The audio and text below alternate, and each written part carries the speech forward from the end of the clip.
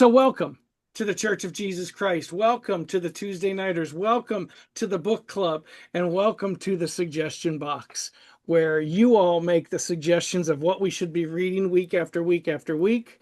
And then we come back and we study that over the next week, and then we discuss it in that week. This is our 58th week of the suggestion box. This is our 131st week of the entirety of the book club. And we're doing this for 4 or 5 years. So it's much more than that. So let's get to our class. We have a little bit of bleed over. If you all would. Sorry, I'm trying to log into this. Well, the people get arrested for that. Did you see how big that cat was? Not sure. Sorry. All right. If y'all would just check, just make sure you're muted, or we will learn more about you than you may want us to. That's all I want to say. All right. Thank you. I don't know who that was, but thank you for your kindness. All right. First Philippians, I keep calling it first. Philippians 4 is one chapter, 23 verses, 467 words. Chock full, every one of those words, too. It's been said by many long before I was around, you can't go home again. There's many reasons for this. I don't know if you've had the experience of literally going back to the home you were brought up in, but one of the first things that most people notice is the house is much smaller than I remember it being. But more importantly, home is more than just the house. Home takes on much more than that. And the reason that I think it's said you can't go home again is it's not always what it was. There's an example. I sometimes feel this strange nostalgia for West Palm Beach, where I grew up. But the difference is I was a teenager then, and I'm not now. And while the city has changed, so have I. And so those things that maybe I long for, first, may no longer exist. And second, I may not really long for them at all. It's just that feeling of what it felt like at 15. So it doesn't matter the place, it matters kind of the spirit of things at that time. So as it was, you can't go home again with Philippi, the city that we're reading about. It was situated on a roadway between the eastern and western portions of the Roman Empire and all that was going on there. So Philippi became a bustling, thriving city defined by its commercial and its cultural success. Okay, it's picture it halfway between, picture it on this passageway between these areas, kind of like a gateway city, much as St. Louis was in the middle of the United States, much as Cincinnati was carrying east to the Midwest, or even Kansas City in the middle of the country. These are what are called gateway cities. There's more. There's Chicago. There's Memphis, Tennessee. I mean, there's many, many gateway cities. But I just wanted to give a quick snapshot. They're created by location, and then they're advanced by situation. Never wanting to be a big bustling city, it just happens by way of location. Prospering naturally rarely bears out to flourish spiritually. Okay, the Philippians were thrust into this sophistication. They were thrust into, if you will, high society, maybe, but it wasn't by choice. It was by circumstance. And so they don't always join up naturally and spiritually. In fact, often it's quite the opposite. And this flourishing naturally, and which may be financially, which may be culturally, it may be on a whole lot of levels, it often takes the focus away. The church's presence in Philippi was due to Paul. And because of this, anyone who has dedicated themselves to any cause, but especially for Paul, who was missionary minded to this city that he loved so greatly, he was emotionally invested. So maybe fixated is the term to use, but he was certainly focused on the converts and on their choosing wisely. He wanted them to learn about God. He wanted them to learn God, and not just in paper form, not just in one dimension, but in every facet of their life, in their lives, maybe is a better way to say that. Philippians still, the book of Philippians still resonates to all of us 2,000 years later. And I think specifically, or at least especially, this particular chapter, the fourth chapter. And to be sure, you can't go home again is where I started this off, as it applies to Philippi, for this reason alone. Philippi is just dust today. It's all ruins. This great city, this great book written to the Philippians, they are no more, at least in that particular gathering spot. Now, there's advantages to those who are born and raised. That's a term that I when I came into the church, I heard a lot, born and raised. I didn't hear it in my home branch. I heard it when I got to national conferences more often than anywhere else. And there's advantages to those who are, but there's also advantages to those who are not. Paul was born outside the inside of the church, not born and raised.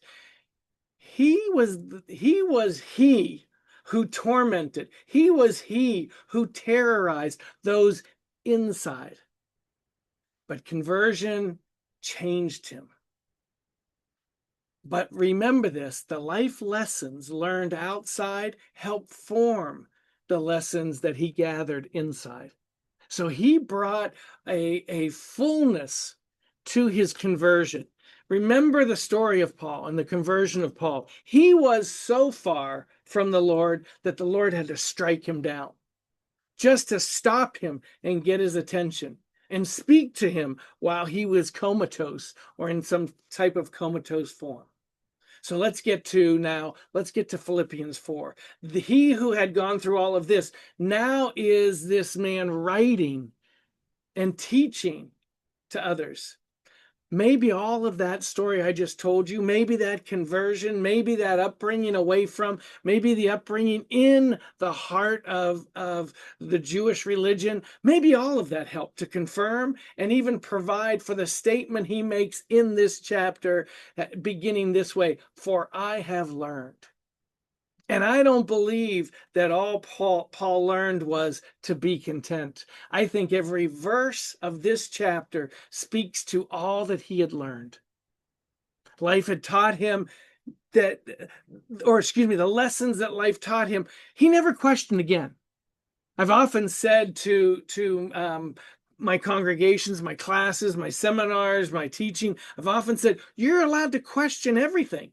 Ask the Lord. See if he won't prove it to you.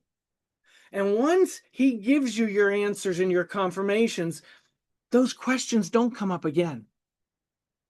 And so he was never reversed out from all that he knew. He speaks to the Galatians and says, foolish Galatians, who hath bewitched you? He was never bewitched once he was converted. Others struggled. And he was looking at Philippi and probably speaking to the Philippians, concerned that they might also flip on their conversion. So what he learned in life, he was teaching to them. This, his last chapter that he was writing to them. He wanted them to leave with this message. And he wanted them to leave with these messages. He wanted them to understand, to confront the difficulty of life with strength, with firmness. As he said, stand fast with the Lord.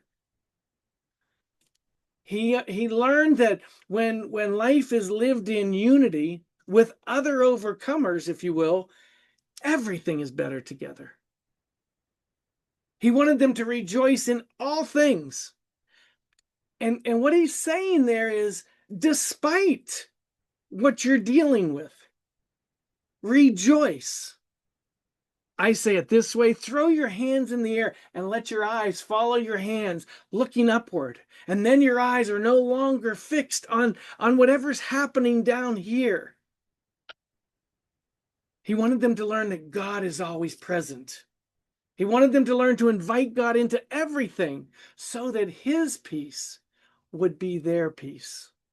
He says a peace that passes all understanding. I call that an unexplainable peace. How could I possibly feel peace in this circumstance? Because this circumstance is nothing compared to what God is, who God is, and what God provides. That's why the peace never leaves if, in fact, we keep looking up. He wanted them to learn to keep their mind fixed on God and God's makings. And his makings, he lists in that beautiful verse. I didn't do many quotes here because I know you're going to pick some of these verses, but he spoke of truth and purity, beauty, virtue, goodness. He wanted us to think about those things. Stay fixed on what God has made, not what man has done. He wanted them to learn to learn not to let life dictate reactions. Don't react to life. Don't let it get you down. Don't get too high. Stay steady. Be grateful to live life through his spirit. And then it doesn't sway you far to the right, far to the left, far to the ground, far too far up high. It keeps you right steady, moderate, if you will. He wanted them to understand that whatever life deals, you can overcome through Jesus Christ. And it's important to note that Paul was writing this fourth chapter, signing off to this people who he had fallen in love with and introduced to the Lord, and they had fallen in love with the Lord. These were a people he had given himself to. What's critical to understand is he was writing this fourth chapter, actually all of this book, from a prison cell. So he had faith in writing this, that somehow, some way, they were going to read this, his love letter, to them. He was convinced and convicted that if they would read this, it would positively change their walk with the Lord. At the very least, keep them on the path and keep them from being bewitched. And the added benefit, us too. He wrote to the Philippians, but we intercepted it and we are changed as well. He understood this might possibly be his last outreach to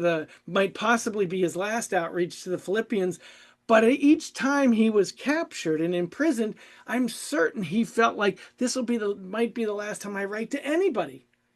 So as you read this chapter, read it that way. Read it as if you're hearing someone's last words. I don't know if you've ever been with someone in their literal last moments of life. The things they say in those moments are so important. Pay attention. Lean in. If you have to put your ear all the way down so you can even hear their whisperings, these are Paul's whisperings to the Philippians. I want you to embrace. I'm not speaking to the Philippians, I'm speaking to you all. I want you to embrace the power of what Paul intended in all that he expressed to them. I want it to fall into your heart. Let it go past your mind. Let it fall in your mind, but also let it just seep into your heart and take it all in. Learn it as life lessons. It was written from a man who fully comprehended the true meaning of life. Where he was and where he is, two different places. I don't mean physically. I don't mean by location. I mean by station of life and spiritually where he stood. Two different places. He could have continued in what he thought was the Lord's work, in terrorizing the church, in terrorizing the people, in holding the coats of those who were stoning the people of God. But that part of his life was the devil's influence. This new part was the influence of Jesus Christ. He had learned, and then he had been taught directly by his Savior. I knew a man who was caught up in the third heaven, said Paul, writing autobiographically. So he had been taught firsthand by the Lord, although they never met each other in the flesh. The Lord visited him while he was struck down, and probably much more than that as well. He had learned, he had been taught by the Savior, and then he taught all that he learned. And again, not just to the Philippians, but to you and I as well.